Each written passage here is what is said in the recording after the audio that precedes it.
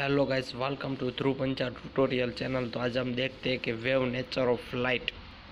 तो इसका पूरा रिवीजन करते हैं वेव नेचर ऑफ लाइट का। तो वेव वर्सेस पार्टिकल, जिसमें हाइजेंस प्रिंसिपल एंड डिफ्रैक्शन आता है। Huygens principle and the law of reflection. Interference में आता है Young double slit experiment, the visible spectrum and dispersion by single slit और disc diffraction versus particle, जिसमें Huygens principle and diffraction के बारे में। तो हाइजेंस प्रिंसिपल ऐसा कहता है कि every point on the wave front act as a point of source of the second wave front. Means कि कोई भी इधर ए और बी जो कर्व है उसमें जो भी ये पॉइंट दिखाया हुआ है वो सब दूसरे वेव फ्रंट के लिए सेकंड सोर्स है, यानी secondary source of new wave front.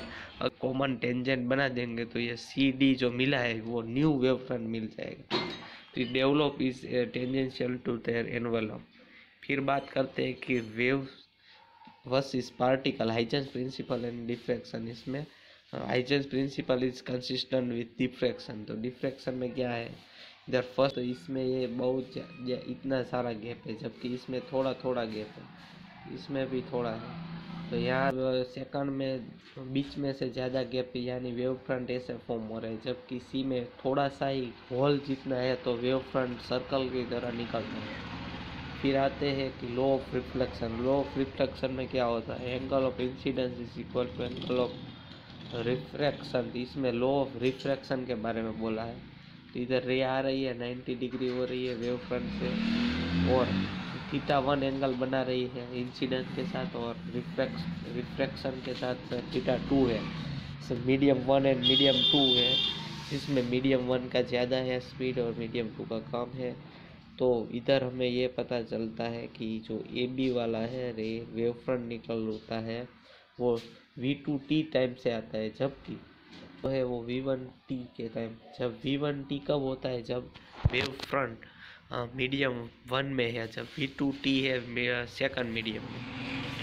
आगे है कि Huygens principle can also explain the law of refraction as the wavelets propagate from each point. They propagate more slowly in medium of the higher index of refraction.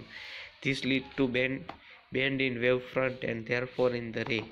तो जो हमें ये Huygens principal है वो refraction के बारे में बता रहा है, और इसमें स्लोली मीडियम में हायर इंडेक्स वाला जो रिफ्लेक्शन है वो वेव प्रोपोगेट करता है। फिर है ये वेव फ्रंट का जो the frequency of the light does not change but the wavelength does as it travel into new medium. अगर हमारी जो वेवलेंथ वो न्यू मीडियम में जाएंगी तो वो चेंज होगी, जबकि फ्रीक्वेंसी कभी चेंज नहीं होती। Frequency of light does not change. λ2 by λ1 V2T by V1T, तो V2 बाई V1 हो गया, N1 बाई N2 हो गए। λn is equal to λ by n।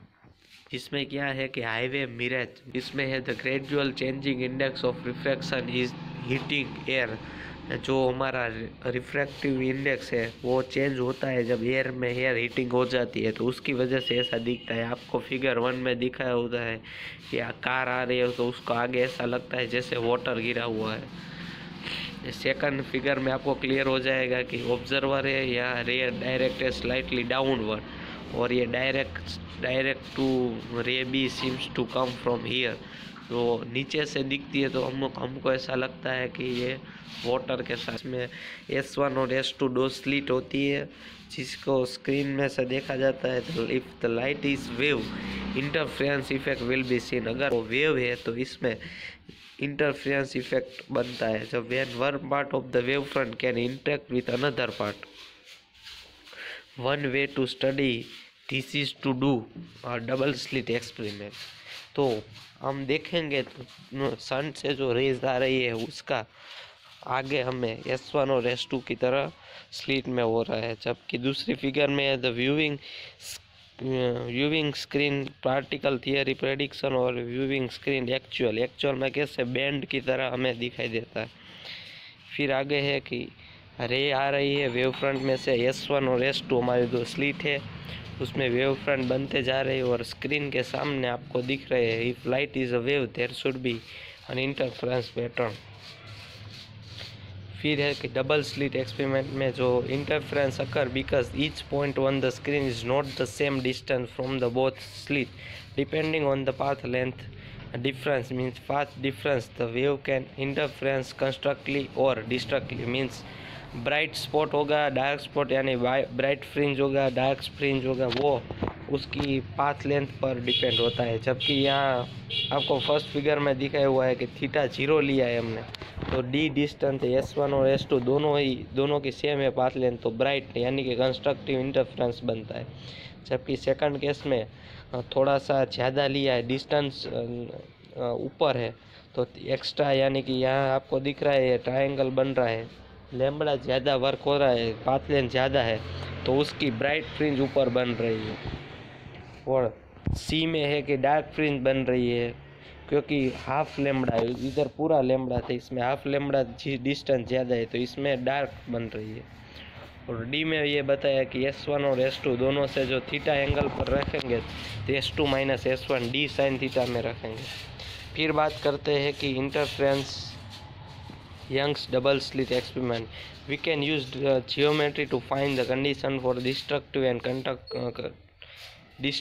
And constructive interference, जिसमें हम फाइंड कर सकते हैं फॉर्मूला से। तो वो फॉर्मूला है d sine theta is equal to n lambda, d sine theta is equal to n plus 1/2 half means half lambda. अगर एन की वैल्यू 0, 1, 2 है, इसमें एम लिया है, हम एन मानते हैं, तो एन 0, 1, 2।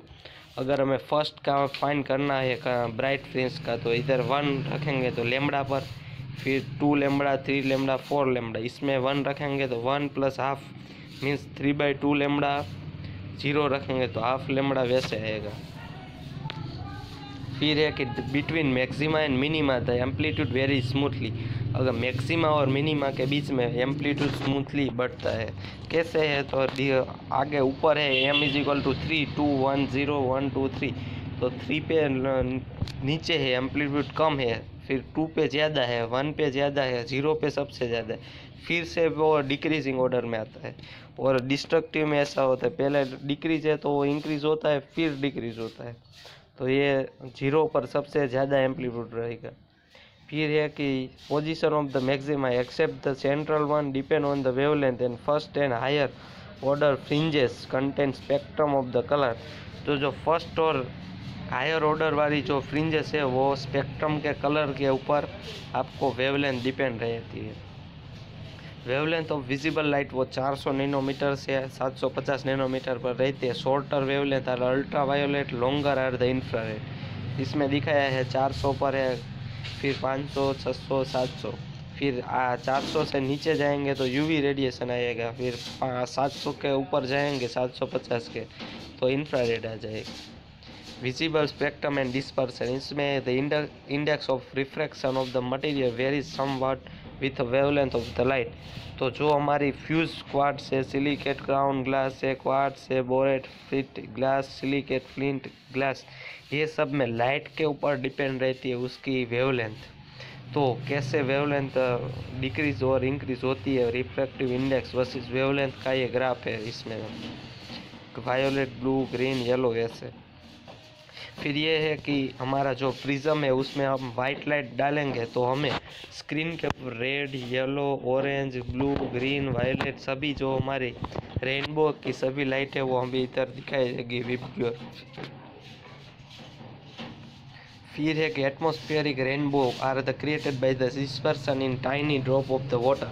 हमारी आँख में से हम जब वाटर देखते, वाटर जब रेन आती है उसका ड्रॉप देखते हैं, तो उसमें सनलाइट से भी आती है, जो लाइट आती है वो हमारी आई में आती है, आइरिस में, कीकी में। This two rays are seen by observer not to scale red, violet, तो वहाँ हमें रेड, येलो, ऑरेंज और वो रेनबो जैसा दिखता है, जो आपको सेकंड बी में दिखाया जाता है फिगर। फिर आता है कि light will also diffract around a single slit और ऑब्स्टेकल। तो लाइट है वो सिंगल स्लिट में भी डिफ्रेक्ट करती है। सॉलिड डिस्क के शेडो होता है, ब्राइट स्पॉट मिलता है। The resulting pattern of the light and dark strip is called the diffraction pattern. The pattern arises because different points along a slit create wavelets that interfere with each other just as the double slit would. तो जो हमारा -3 lambda, 2 lambda, lambda by T0 वैसे हमारी जो intensity versus जो lambda की यानी कि वेवलेंथ की जो है ग्राफ, इसमें ऐसा बोलते हैं कि डिफरेंट पॉइंट पर हमारी न्यू वेवलेंथ बनती है इंटरफ्रेंस की वजह से, जिसमें हमें डबल स्लिट की तरह पहले कम फिर सडनली जीरो पर सबसे ज़्यादा दिखाई देती है। Minimum of the single slit diffraction pattern occur when, तो सिंगल स्लिट में भी हमारे डिफ्रैक्शन की पैटर्न अकर करने के लिए मिनिमा और मैक्सिमा के लिए d sine theta is equal to n lambda, n की वैल्यू +-1 2 3, इसमें जीरो नहीं आएगा।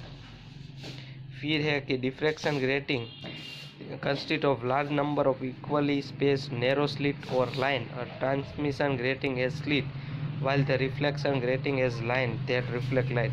The more line or slit that are narrower the narrower, तो इसमें ज़्यादा से ज़्यादा लाइट और स्लिट वहाँ नैरोवर होती जाती है। जैसे m=1 में सिंगल स्लिट है, जबकि इधर हम देखेंगे m=1 और 0 के बीच में कई सारी स्लिट यानी कि लाइंस आ जाती है।